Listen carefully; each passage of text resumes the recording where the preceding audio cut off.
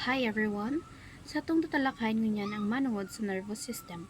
Ang nervous system ang sentro kang pagkontrol kang hawak na responsable sa pagtanggap, pagproseso, asin pagpapadara ng impormasyon. Ini ang nagtataong paagi sa tuya para kita makamati, makaisip, makagibo ng desisyon, asin makahero. Ang mga tungkulin kang nervous system, iyo ang nagtatanggap ng impormasyon hali sa kapalibutan o sensory function, pinoproseso asin ini-interpret ang impormasyon o integrative function, nagpapadara ng sugo sa mga kalamnan asin organo para makagibo ng hiro o reaksyon o motor function, asin nagtatabang ini para mamantenir ang balanse asin koordinasyon kang hawak. Igwaman kitang apat na organo sa nervous system. Inot ang utak, ikanduwa ang spinal cord, ikantulo ang mga nerves, ikangapat ang mga neurons. Ini naman ang function kang kada organ na nasabi. Inot ang utak, iyo ini ang control center kang hawak. Pinoproseso ka ini ang impormasyon, nagkokontrol sa mga hero, asin naggigibo ng mga desisyon. Ikanduwa ang spinal cord, ini ang nagpapadara ng mga mensahe hali sa utak, paduman sa hawak asin kabaliktaran.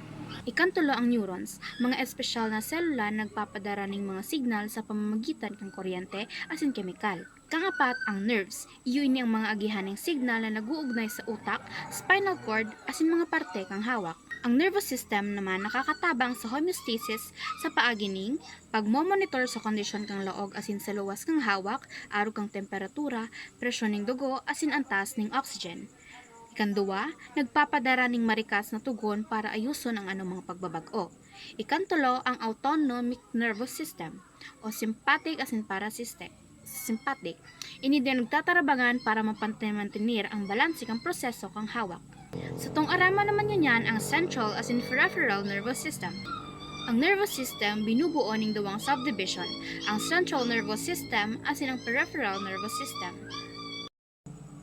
Kaiba sa central nervous system ang utak, asin spinal cord. Ang utak ang nagsisilbing sentro ng kontrol kang hawak. May iba't ibang sentro sa laog kang CNS na responsable sa pagtanggap ng mga sensasyon, paghiro asin pagproseso o pag-uugnay ng mga impormasyon. Ang mga sentrong ini pwedeng bangaon sa mga hababang sentro o lower centers, kairibang spinal cord asin brainstem, asin mga halangkaw na sentro o higher centers na nakikipag-ugnayan sa utak sa paagi kang mga effectors. Ang PNS naman ang sarong malawak na network ng mga spinal o cranial nerves na konektado sa utak asin spinal cord. Naglalaman ini ng mga sensory receptors na nagtatabang sa pagtukoy asin pagproseso kang mga pagbabago sa laog asin luwas kang hawak. Ang mga impormasyong ini ang nagpapadara sa CNS para sa efferent sensory nerve. Sa tong arama naman ang afferent at efferent neurons. May duwang uri ng neurons o mga selula sa utak na responsable sa tuyang pag-ural daw na paghiro asin pag-function.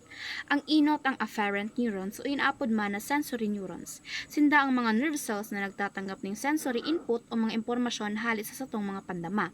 Arog ang paghiling, pagdangog, pagparong, panlasa asin pandama sa unit. Asin ipinapadara ang mga impormasyong ini paduman sa central nervous system. Ikanduwa naman ang efferent neurons o motor neurons. Kabaliktaran naman kang afferent neurons ang efferent neurons. Iyon yung mga nerve cells na nagdadara ng signal paluwas ng central nervous system paduman naman sa mga parte kang hawak na nagigibo ng aksyon. Sa tong araman naman niyan ang somatic asin autonomic nervous system. Ang nervous system kang tao nababanga sa duwang parte, ang somatic nervous system asin ang autonomic nervous system. Inot, ang somatic nervous system. Ang somatic nervous system ang nagtatabang sa to na kontrolon ang mga hiro na kusang loob o voluntary.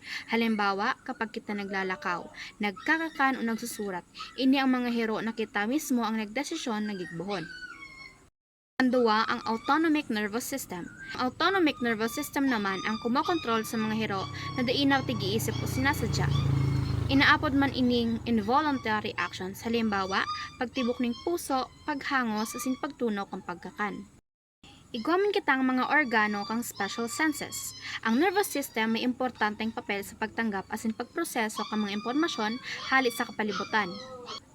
Saro sa mga paagi kaini sa pamamagitan kang mga organo ng special senses. Ang special senses tumutukoy sa mga pandama na nagtatao sa tuya ning mas tiyak na impormasyon tungkol sa kapalibutan, kairibay ang mata para sa paghiling, ang talinga para sa pandangog, ang dungo na para sa pagparong, dila para sa panlasa, asin unit para sa pandama. Ang electric impulse conduction naman o pagdaloy ng elektrikong impulso, ang proseso kang pagpapadara ng mensahe o signal sa laog kang nervous system. Ang mga mensaheng inaapod man na nerve impulses o electric signals. Iyo ini ang pagdaloy ng kuryenteng impulso. Inot, ang stimulus nagpapabuhay ng neuron. Ikanduwa, ang kuryenteng signal naglalakbay sa axon. Ikantulo, napapasa ang mensahe sa synapse sa tabang ng neurotransmitters. Gumaman kita ng iba't ibang uri ng neurotransmitters. Ang neurotransmitters ay ang mga chemical na ginagamit kang mga neuron para magpadara ng mensahe sa kada saro. Ini ang nakapira sa mga karaniwang halimbawa. Inot, ang acetylcholine, ini responsable sa paghiro ng kalamnan asin sa memorya. Kanduwa, ang dopamine, may kinalaman sa kaugmahan, motibasyon asin hiro kang hawak. Kantulo, ang serotonin, nakakaapekto sa mood, pagturog asin gana sa pagkakan. Ikang-apat, ang norepinephrine, nagtatabang sa alertness asin reaksyon sa stress. Ikang-lima, ang endorphins, natural na pain reliever kang hawak, nagtataon ng pagkamati na happiness pagkatapos ng ehersisyo. Ikang-anom, ang GABA o gamma aminobutyric acid, ini ang nagtataon ng kalma o relaxation sa utak. Asin ikang-pito, ang glutamate, ini importante sa pagkatuto asin memorya.